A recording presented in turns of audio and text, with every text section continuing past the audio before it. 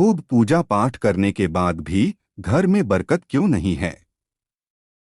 आपने बहुत लोगों को यह कहते हुए सुना होगा कि मैं इतनी पूजा पाठ करता हूँ, लेकिन उसका पूर्ण फल मुझे नहीं मिलता है। इस वीडियो में हम उसका कारण बताएंगे। असल में जाने अनजाने में कुछ लोग पूजा के दौरान कई तरह की गलतियां कर बैठते हैं, जिसकी वजह से उन्हें पूजा का फल नहीं मिल पाता और पूजा अधूरी रह जाती है। ऐसे में अगर आप गलत विधियों और नियमों के साथ पूजा करते हैं, तो इसका विपरीत प्रभाव भी पड़ सकता है। चलिए जानते हैं कि घर और मंदिर में पूजा करने का सही तरीका क्या है। लेकिन उससे पहले, अगर आप भी चाहते हैं कि लक्ष्मी माता का आशीर्वाद आप पर बना रहे, तो इस वीडियो को एक लाइक करें और चैनल को सब्सक्राइब कर ले और कमेंट बॉक्स में जय लक्ष्मी माता जरूर लिखें।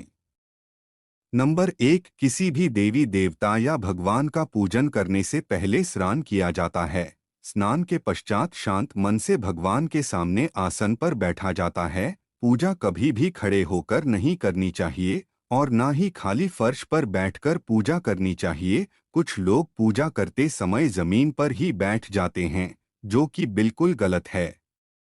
जिस तरह से आपने भगवान को बैठने के लिए आसन दिया है, ठीक उसी प्रकार स्वयं भी आसन पर ही बैठे। शास्त्रों में कंबल और कुश के आसन को पूजा के लिए शुभ माना गया है। नंबर 2, इस बात का भी ध्यान रखें कि पूजा का स्थान घर के फर्श से थोड़ा ऊपर होना चाहिए, क्योंकि भगवान अतुल्य और श्रेष्ठ है। इसीलिए आप अपनी बराबरी में उनकी पूजा ना करें। पूजा के लिए भगवान को किसी चौकी में या फिर फर्श से ऊंचे स्थान पर स्थापित करें। इसके अलावा पूजा घर में देवी देवताओं की मूर्तियों को कभी भी दीवार से सटाकर नहीं रखना चाहिए। पूजन करते समय आपका मुंह उत्तर या फिर पूर्व की दिशा में ही होना चाहिए। घर या किसी भी मंदिर में पूजा संपन्न करने के बाद भगवान से अपनी भूल के लिए उनके समक्ष क्षमा याचना जरूर कर लेनी चाहिए। इससे परमात्मा आपके द्वारा जाने अनजाने में की गई गलती को क्षमा करते हैं और आशीर्वाद देते हैं। नंबर 3, पूजा घर हमेशा घर के ईशान कोण में ही रहना चाहिए। पूजा घर में किसी एक देवी देवता की मूर्ति एक से ज्यादा नहीं होनी चाहिए। घर के मंदिर में किसी भी भगवान की मूर्ति 9 इंच या 22 सेंटीमीटर से छोटी होनी चाहिए। इससे बड़ी प्रतिमा घर में रखना शुभ नहीं माना जाता। बड़ी प्रतिमा को मंदिर में रखना चाहिए। अपने बेडरूम में कभी भी पूजा घर स्थापित ना करें और रात्रि के समय अपने पूजा घर को पर्दे से ढककर रखें। और पूजा घर में काम में आने वाली सभी चीजें, जैसे शंख, घंटी, प्रसाद के बर्तन, दीपक, शिवलिंग, जनेऊ और भगवान शालिग्राम को साफ सुथरे कपड़े ऊपर रखना चाहिए। ऐसा नहीं करने पर हर रोज पूजा पाठ करने के बाद भी आपको उचित फल नहीं मिल पाता है। नंबर 4, शास्त्रों में उल्लेख है कि घर या मंदिर कहीं पर भी यदि आप सूर्यास्त के बाद रात के समय पूजा करते हैं, तो इस समय ना तो शंख बजाना चाहिए और ना ही घंटी बजानी चाहिए। ऐसा माना जाता है कि सूर्यास्त के बाद देवी देवता शयन के लिए चले जाते हैं और ऐसे में उन्हें जगाना सही नहीं माना जाता। इसीलिए इस बात का सदैव ध्यान रखें कि सूर्यास्त के बाद घंटी और शंख बिल्कुल ना बजाएं।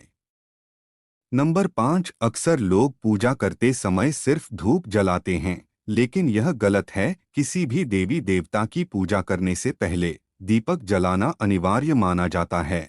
ऐसी मान्यता है कि दीपक भगवान के प्रति हमारी भक्ति भाव, हमारे द्वारा चढ़ाया गया प्रसाद, धूप और अन्य कार्यों का साक्षी होता है। अगर आप पूजा करने से पहले दीपक नहीं जलाते हैं, तो भगवान तक आपकी प्रार्थना कभी नहीं पहुंचती है।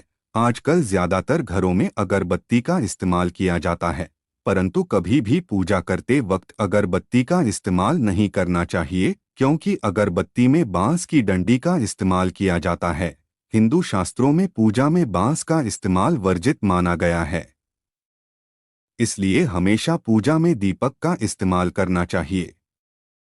नंबर 6, अपने मंदिर या पूजा घर में कभी भी नग्न मूर्तियां ना रखें। देवताओं को वस्त्र सिलकर पहनाएं। आजकल बाजार में भी देवी देवता के वस्त्रों उपलब्ध होते हैं। आप चाहें तो बाजार से ले सकते हैं। हमेशा देवता की पसंद के अनुसार या फिर शुभता को ध्यान में रखते हुए ही वस्त्र धारण करवाना चाहिए। सूर्य, गणेश, दुर्गा, शिव और विष्णु यह पंचदेव कहलाते हैं। इनकी पूजा सभी कार्यों में अनिवार्य रूप से की जाती है। प्रतिदिन पूजन करते समय इन 5 देवों का ध्यान अवश्य करना चाहिए। इससे माता लक्ष्मी की कृपा और समृद्धि प्राप्त होती है। नंबर 7, आप चाहे किसी भी देवी देवता का पूजन कर रहे हो, लेकिन सर्वप्रथम हमेशा भगवान गणेश को ही प्रणाम किया जाता है। किसी भी हवन या किसी भी शुभ कार्य की शुरुआत में भगवान गणेश को प्रणाम करके ही की जाती है। ऐसा कहा जाता है कि भगवान गणेश को प्रणाम किए बिना पूजा करने से उसके फल की प्राप्ति नहीं होती है।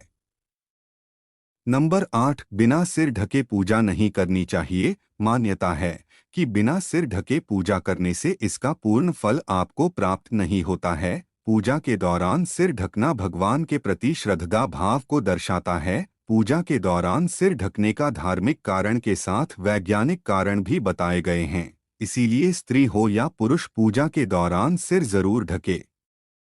कभी भी भगवान को एक हाथ से प्रणाम नहीं करना चाहिए। हमेशा पूरी तरह से झुककर दोनों हाथों से प्रणाम करना चाहिए।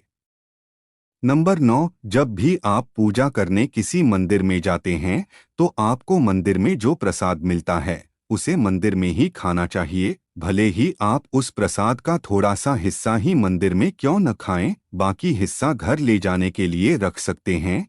यह ईश्वर के प्रति आपकी श्रद्धा का प्रतीक है। आप जब भी मंदिर जाते हैं तो आपको एक बार घंटा जरूर बजाना चाहिए। ऐसा माना जाता है कि घंटा बजाने से आपका संदेश सीधा ईश्वर तक पहुंचता है। घर में पूजा करने के बाद शंख घंटी को बजाना महत्वपूर्ण माना जाता है। इससे घर में सकारात्मक ऊर्जा आती है। नंबर 10, हमेशा इस बात का ध्यान रखें कि कभी भी दीपक से दीपक नहीं जलाना चाहिए। शास्त्रों के अनुसार जो व्यक्ति दीपक से दीपक जलाते हैं वह रोगी ही होते हैं। नहाने से पहले ही भगवान को चढ़ाने के फूल को तोड़ लेना चाहिए। नहाने के बाद फूल तोड़ने पर फूल स्वयं को चढ़ाया हुआ माना जाता है। ऐसा शास्त्रों में कहा गया है। पूजा पाठ करते समय या फिर किसी भी समय दीपक, शंख, भगवान की मूर्ति या तस्वीर, सोने के आभूषण और शालिग्राम को कभी भी सीधे जमीन या फर्श पर नहीं रखना चाहिए। नंबर 11, घर या मंदिर में पूजा के समय भगवान की आरती करते समय भगवान विष्णु के सामने 12 बार, सूर्य देव के सामने 7 बार, देवी दुर्गा के सामने 9 बार, शंकर भगवान के सामने 11 बार और गणेश जी के सामने 4 बार आरती घुमानी चाहिए। इससे पूजा पाठ का सकारात्मक फल मिलता है। आपको किसी भी मंत्र का जाप करने के पश्चात आसन के नीचे की भूमि को स्पर्श कर नेत्रों से लगाना चाहिए। इससे आपको जप के पूर्ण फल की प्राप्ति होती है। नंबर 12, अगर आप किसी खास प्रयोजन के लिए कोई पूजा अनुष्ठान करते हैं तो उसमें लिए संकल्प को पूरा करने में ज्यादा समय नहीं लगाना चाहिए। अगर आपने कहीं किसी को दान करने का संकल्प लिया है तो उसे जितनी जल्दी हो सके पूरा कर देना चाहिए। संकल्प को पूरा करने में देरी से पूजा अनुष्ठान का पूरा लाभ नहीं मिल पाता है।